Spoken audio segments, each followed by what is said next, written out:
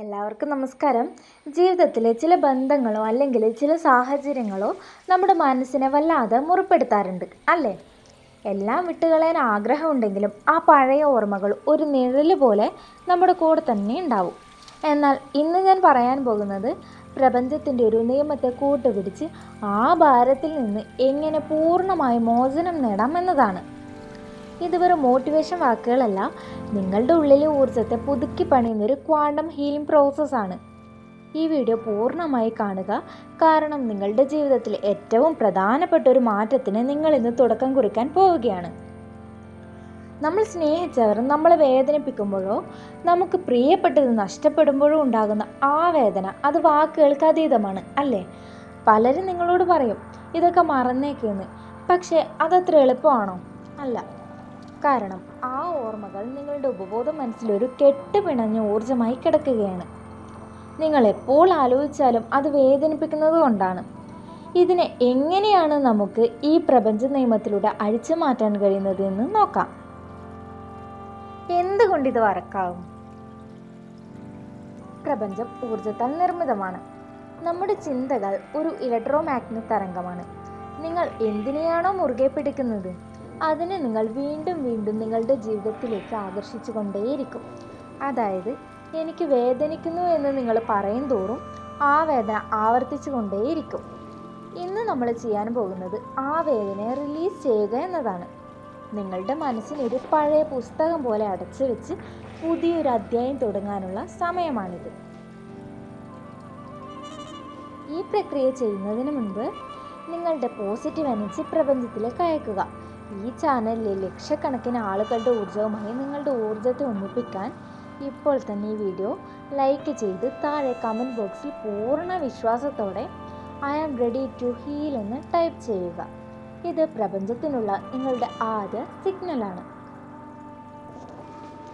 ഇനി നമുക്ക് നമ്മുടെ മനസ്സിനെ ഒന്നാകെ ശാന്തമാക്കുക. കണ്ണുകൾ പതുക്കെ അടക്കുക.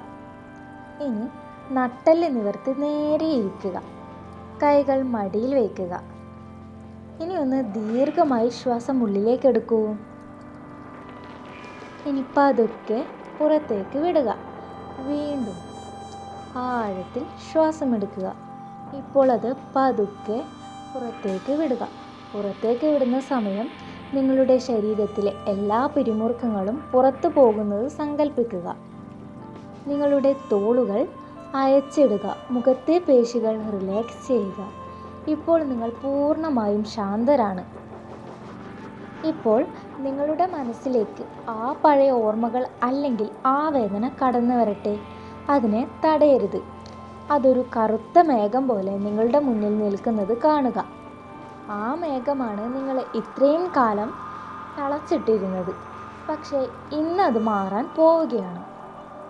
ഇപ്പോൾ നിങ്ങളുടെ ഹൃദയത്തിൽ നിന്ന് ഒരു സ്വർണ്ണ നിറത്തിലുള്ള പ്രകാശം പുറപ്പെടുന്നത് സങ്കല്പിക്കുക. അതൊരു ശക്തമായ പ്രകാശമാണ്.